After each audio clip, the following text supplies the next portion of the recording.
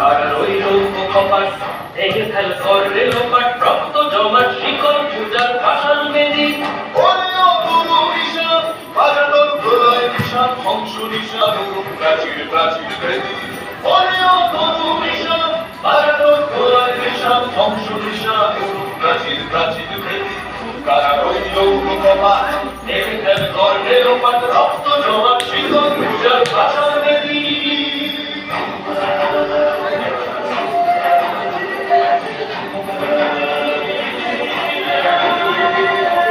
গাজনের বাজনা বাজা কে মালিক কে সে রাজা গাজনের বাজনা বাজা কে মালিক কে সে রাজা কে দেয় সাজা মুক্ত স্বাধীন সত্য পেরে কে দেয় সাজা মুক্ত স্বাধীন সত্য পেরে